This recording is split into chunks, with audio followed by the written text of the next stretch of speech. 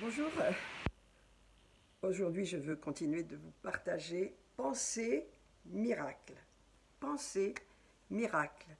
Vous savez, le monde de notre pensée est un royaume sur lequel nous régnons. Il peut être très très productif comme il peut être extrêmement destructif. Et donc nous devons apprendre à discipliner notre pensée parce que le Seigneur nous appelle à penser miracle, à penser autrement, de façon à vivre autrement. Et donc, c'est un processus. Est-ce que vous avez déjà été dernièrement, peut-être vous êtes-vous trouvé inquiet, anxieux à cause de situations par lesquelles vous passez? Vous savez, en général, ce sont des pensées qui ne sont pas justes, parce qu'on ne regarde que au problème. On oublie que Dieu est un Dieu de miracles. On oublie de penser miracle. On oublie qu'on a besoin de regarder plus haut. Et Dieu est là tout près. Il est là tout près. Prêt à libérer son miracle si simplement nous voulons croire. Et nous attendre à ces miracles. Vous savez que quand il y a miracle, il y a intervention des anges. Intervention divine. Les miracles, on peut dire, c'est l'aide divine de Dieu sur la terre pour nous. Et donc, tout dépend de à quoi nous pensons, de ce qui infiltre nos pensées, parce que nous avons un combat. Nous avons à combattre ce bon combat de la foi qui est produit par la parole de Dieu. Et je voudrais vous montrer un passage dans l'Écriture qui me plaît beaucoup. C'est dans Jean, je l'ai trouvé, mais on l'a vu aussi dans Marc 6 et Jean 6 également. Eh bien, Jésus, voilà, est entouré d'une foule. Il a fait donc la multiplication des pains sur cette montagne. Les gens ont mangé, ils sont restés, on peut dire, une conférence qui a duré 3 jours. Ça a été magnifique. Et puis,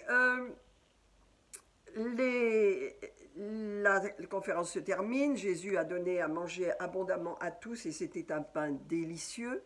C'était un pain qui était béni par le Seigneur lui-même. Donc, vous savez, ça a été quelque chose de fabuleux. Les gens ont mangé, ont été rassasiés. Et ensuite, il a dispersé la foule. Et il s'est occupé de ses disciples. Mais voici que quelques jours après, il rentre à Capernaum et les gens le cherchent. Il retourne à l'endroit où il était. Il y a plus personne. Il trouve des barques. Toute cette foule monte dans les barques, retourne à Capernaum et enfin découvre Jésus. Il dit, Jésus, mais où étais-tu? Où étais-tu? Et le Seigneur ne répond pas à ces questions. Il ne répond pas aux questions parce qu'il voit l'intention des cœurs. Il voit au plus profond des cœurs. Il va leur dire quelque chose qui va nous toucher nous-mêmes. C'est au verset 26, il dit, en vérité, je vous l'ai dit, vous me cherchez, non parce que vous avez vu des miracles, mais parce que vous avez été rassasiés. Voilà pourquoi cette foule courait. Elle courait après les pains, merveilleux pains qu'ils avaient mangés. Ils couraient après ce qu'ils avaient reçu, ce qui avait nourri leur corps. Mais le Seigneur le voit, le discerne et dit, mais je vois que vous ne courez pas après les miracles. Ça ne vous intéresse pas, c'est secondaire. Vous courez vraiment après autre chose. Vous courez après ce qui vous rassasie dans le naturel. Et on voit que le Seigneur veut leur apprendre vraiment à regarder. Et c'est une mission que nous avons. C'est un message qui nous a adressé de la part du Seigneur. Pense miracle. Lorsque tu vois ta situation difficile, lorsque tu vois tes problèmes arriver, certaines choses difficiles qui produisent de l'anxiété, de l'inquiétude, où vraiment tu perds pied, c'est parce que tu subis une information qui est fausse. Le diable te montre, voilà ce que je vais faire, voilà comment je vais détruire ta situation, voilà comment je vais intervenir dans ta vie. C'est un mensonge, il est menteur depuis le début. Il nous ment. Lorsque nos pensées se tournent vers le négatif, nous oublions que ce ne sont pas nos pensées, mais que ce sont des pensées infiltrées par l'ennemi au travers de la peur, au travers de l'anxiété, au travers de toutes sortes de situations. Donc c'est produit par des situations dans lesquelles nous sommes, mais le Seigneur nous dit, est-ce que tu regardes plus haut? Tu as été rassasié, vous avez été rassasié, vous cette foule. Mais ce qui vous intéresse, ce n'est pas les miracles que j'ai produits en vous rassasiant, en vous donnant à manger, en multipliant les pains. C'est parce que vous avez goûté à ces pains fabuleux, à ces pains merveilleux que je vous ai donnés. Mais voilà, il va rajouter quelque chose qui nous parle à nous travailler, non pour la nourriture. qui périt, mais pour celle que le Seigneur vous donnera pour la vie éternelle. Quelle est la nourriture que le Seigneur nous donne pour la vie éternelle?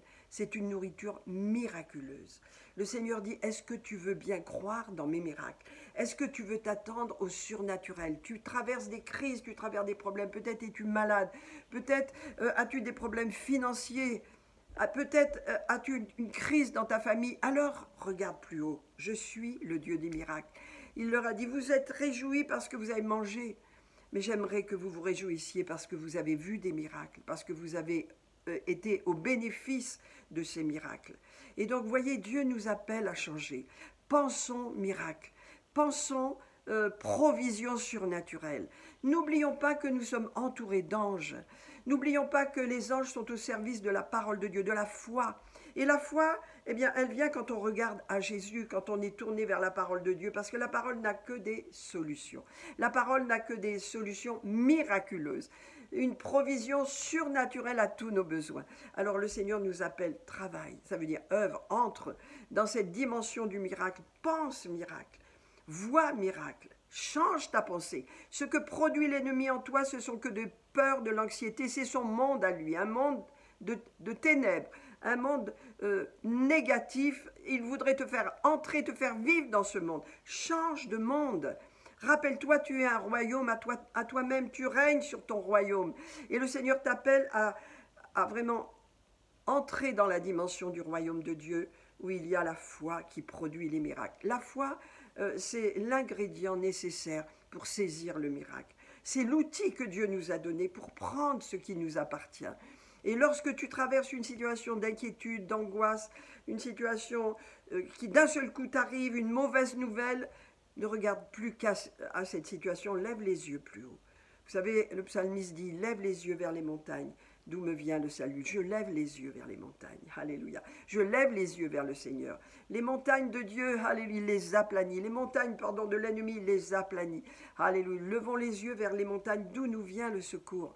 Le secours vient de l'Éternel, qui a fait les cieux et la terre. Il est tout puissant. Il a libéré ses anges pour nous servir dans les miracles. Alors pensons miracles, mes amis. Je prie pour vous dans cette journée, je prie pour vous que les miracles soient libérés sur votre vie. Simplement ouvrez votre cœur et croyez. Regardez plus haut. Ne cédez pas à la fausse information que l'ennemi vous donne à travers l'anxiété, la peur, l'inquiétude, l'angoisse. Non, il y a une solution. Regardez plus haut. Je prie que la foi dans les miracles soit libérée dans votre cœur. Je prie que des miracles pleuvent, multipliés dans votre vie, dans cette journée, parce que Dieu va répondre par des miracles. Pensez miracles et recevez les miracles que Dieu a pour vous.